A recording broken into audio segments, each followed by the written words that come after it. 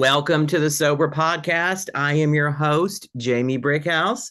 And today we have Stephanie Rawlings on the show, who is a survivor of an alcoholic parent. So, as you may have guessed, today's topic is how I survived being a child of an alcoholic. Thank you for joining us on the Sober Podcast, Stephanie. It's great to have you on the show. Thank you so much for having me, Jamie. So many of the side effects as addicts and alcoholics, we talk about that, but it's difficult to put yourself in our family member's shoes sometimes. So tell us, Stephanie, what it was like for you growing up as a child of an alcoholic. So my parents divorced when I was 8 years old. No, I was 6 years old. Mm-hmm. They both remarried by the time I was 7. I have an amazing stepmom. Um, when my parents got divorced and my mom got remarried, she was drinking then, but not to the excess it was after she divorced her second husband. There would be days when it was her weekend that she'd be in bed all weekend, and then Right. just proceed to drink to oblivion. And then there were times that she was just raging. I used to have hair down to my waist, and she took my hair, both sides of my head, and threw me across the room. Oh my God. Mm-hmm. She's very verbally abusive. She would fat shame me in public when I was eating as a Yeah. child. So you just never knew what you were going to get. It could be all wishes and rainbows and things like that. And the next thing you know, the dragon came out. Yeah. So totally unpredictable behavior. Totally unpredictable. She threatened to leave me on my dad's porch in the middle of the night with nothing but a t-shirt on when the night she got arrested for her DUI. Mm-hmm. And which thankfully I was screaming, hysterically crying, and just told her that I loved her. And she just took me back to her apartment and basically left me there until my dad and stepmom found me the next day. Yeah. So how did your mother, did she remain alcoholic throughout your childhood, and did she have custody of you the whole time? No, my parents decided on joint custody because my dad didn't have the means to file for full custody. But eventually, when I was 9 years old, I went to live with my dad and stepmom full time. Mm-hmm. And And go ahead. and after her DUI, I could only see her one weekend day every other weekend. Yeah. I only got to see her twice a month. And did she remain alcoholic throughout the rest of your childhood? Did she get sober, or what happened? She's been sober because she's on her 6th husband now, and she's sober. Yeah, I know.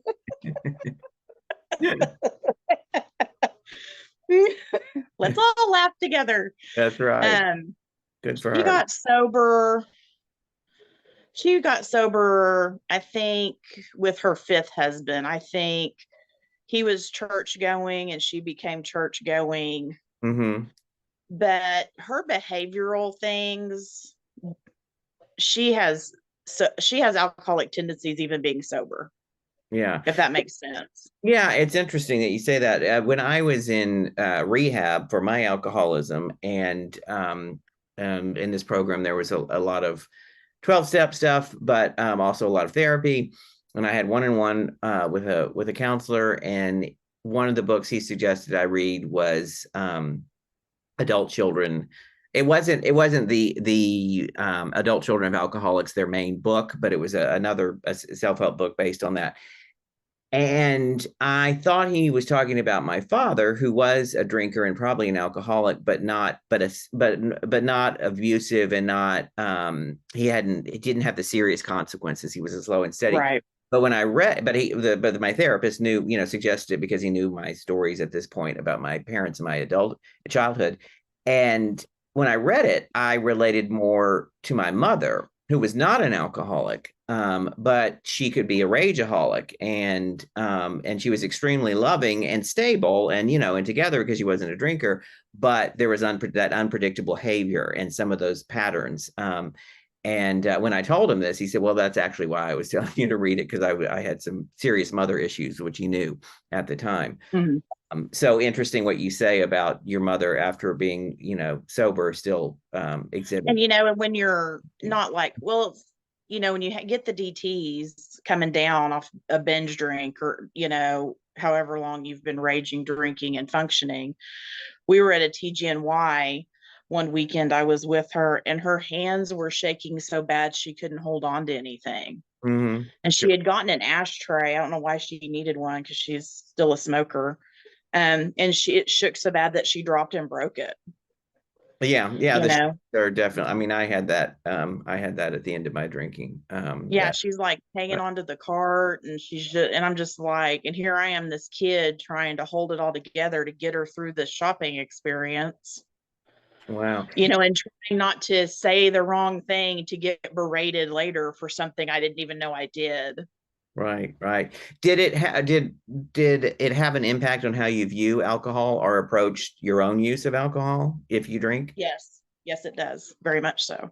How so? Um, I I have alcoholism on both sides of my family. Hmm. So I got double whammied. And so I know, and don't get me wrong, I've had nights of, you know, drink to forget everything and all those things. We all Right. go through those. For most of us. But as I got older, especially after I became a mother, um, I knew my limit. You know, Yeah. I could have four, depending on what I'm drinking, I could have 4 or 5 drinks and be fine and know what's going on. And, I've never experienced a hangover. Hmm. I Well, you're mean, I've been, lucky. I know that's what they say. I've been tired from a night of drinking, but I've never been like in bed sick and throwing up and things like that. So, but once I became a mom, I really reined in my drinking. Like, I can have a drink every night, Yeah. or and be fine, just one and done. Hmm. Couple beers be one and done, because my mother's in the back of my mind. I don't want to be a nasty, dirty, filthy drunk. Yeah. Yeah. And I don't want to give my child who has special needs a bad experience with a drunken parent. Right, right. You Yeah, know, that's great that you have that gift of moderation, yeah, and you're able to, having experienced what you experienced with your mother and other family members. Um, and I would venture to say, though, that I mean, you're probably not an alcoholic, only because I've heard so many stories of other alcoholics who had similar childhoods like yours and say, "Oh, I'm never going to drink like that. I'm not going to become my mother. I'm not going to become my father." And then they end up becoming just like their right, fathers, being an alcoholic. right. And I think it's because they can't control it, and because Mhm. it's they're wired that way. It's in the Right. gene sort of thing. Well, and um I think an addictive personality is hereditary. I yeah. have an uncle that drinks a case of beer a day and has for probably the last 30 or 40 years. He's Mhm. almost 70, Right. and I just think addiction is a lot of self-control, especially if you come from a family of it. But I also think it's very hereditary, because we are a product of our environment to some degree. Yeah, yeah, absolutely. um yeah, no, I think it's hereditary in the sense that no matter what you do, or even if you don't grow up, maybe your immediate parents aren't alcoholics, but it's in the genes on both sides. So you didn't grow up in an alcoholic household, but you end up being an alcoholic or an addict because you inherited it. Right. um but then there's also the nurture versus nature, especially a lot of people talk about how with drug addicts, they may not that may become a chemical dependence where they may not naturally be an addict, but Right. but And then I also think too, I wasn't, I didn't have my dad and stepmom weren't like, don't do drugs, don't do this, don't do that. They weren't real strict about it. They were just like, if you do it and you need a ride home, call. You're not going to be in trouble. We just want you safe. And I yeah. think that's the other thing. My parents, which that's what I call my dad and stepmom, are my parents. Hmm. My biological mom is my biological mom. Um, they were open and honest about their experiences with drugs and alcohol, and they didn't make it sound like it was a bad thing, you know. And I think sometimes kids think, ooh, it's something my parents want me to do, I better It's do so it. taboo. I have to do it. Right. Exactly. Right. And Yeah. they just didn't make it taboo. Yeah. Oh, interesting. That's great. I mean, you had this early childhood of an unhealthy, very alcoholic household, and then you went to one where it was much more open and And you know, and my dad and stepmom didn't drink like my mom drank. I mean, mhm. if we'd go camping, there was a 12 pack of beer in the cooler, Yeah. you know. But it wasn't like my parents just came home, and they're both nurses and they could drink, from all the stories they told me. um you know, they don't didn't come home and drink every night Yeah. because of a bad day at work. I mean, my mom lived in a bottle for a very long time. Wow. Well, we're going to take a little quick commercial break and we'll be back in just a few seconds. So stick with us. Hi, I'm Sonia, the founder of Everbloom. We help you change your relationship with alcohol through connection and conversation. We provide small group meetings where you can share your story and get the encouragement and support you need to achieve your goals. Whatever your goals are, we're a judgment-free space. You can find us at joineverbloom.com, BLUME, and try us out with a free meeting.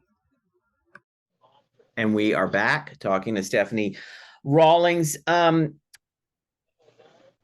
you sought out any help or type of fellowship to work on to work with the issues surrounding being a child of an alcoholic, either growing up or later in life? Now, in high school, I did seek counseling, and I went to counseling for like 2 years, and that did help because I got to let out some internal stuff I was struggling with was I a good enough daughter, did I do make the right decisions, and things like that. And I realized that my mom had problems regardless of the alcohol just fueled it. Right, right. So They were just a symptom, as a lot of us will say, especially when right. we stop drinking or using. The problems are still You there. know, and I And always hoped that my mother would get well and become a better person.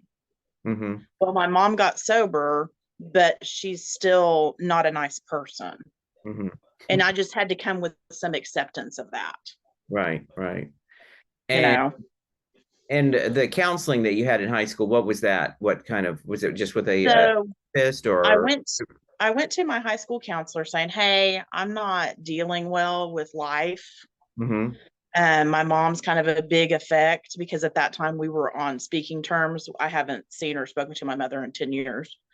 Um, and she's like, well, there's actually a community center in Edmond, Oklahoma, where I went to school. My parents still live, that they offer free counseling for families and teenagers and adults struggling. So I got to go there, and I did see a licensed counselor for about 18 months and did the work, you know.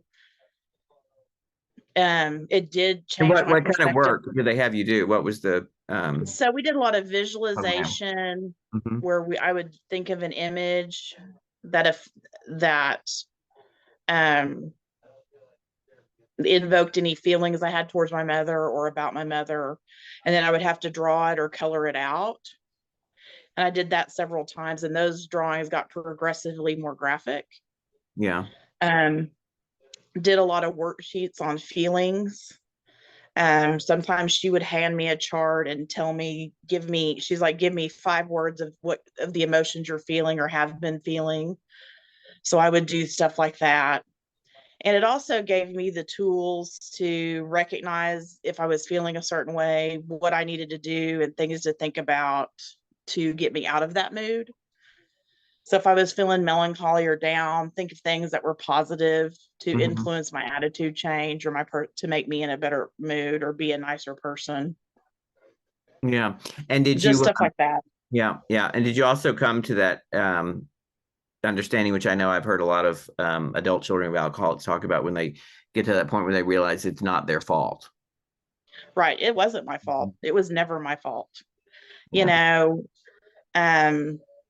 But it took a long time to get there. No, you're absolutely right. I'm just a kid sitting here watching TV like I was told, but then I get hit upside the head with a paper bag, Uh-huh. and stuff like that. And, I didn't do anything wrong. I didn't cause the divorce. I didn't cause the breakup of all her marriages, but I don't want to be the whipping boy anymore either. Right, right. Well, I'm glad you're not anymore. What is the most valuable lesson you've learned in your journey of healing as an alcoholic child? I'm not a victim. I don't play the victim card. Mm-hmm. It wasn't me, it was all her. And that if my story helps one person, then I've done my job. I think of how my mom is and try and make myself better than that. And that's not trying to be snobbish in any way, just to be a better person than the way she is. Right, right. We're not perfect. I'm never going to be perfect, but I'm perfectly imperfect. I say that all the time.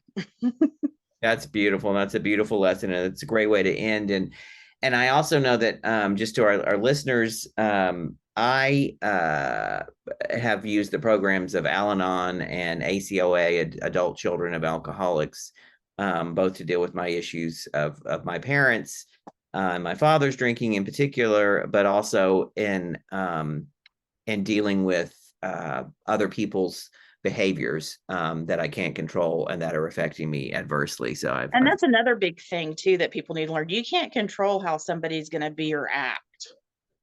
You just have to control how you feel about it and how you react to it, because you can only control you. Absolutely. And you know what? That's a great way to end. To all our listeners, thank you for your continued support. You can visit us on soberpodcast.com and all places where you find major podcasts to leave us a review, sign up for our mailing list. You also find the contact information in the show notes for our guest, Stephanie.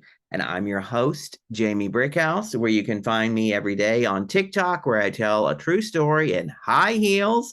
Signing out from the Sober Podcast. Tune in for another show next week.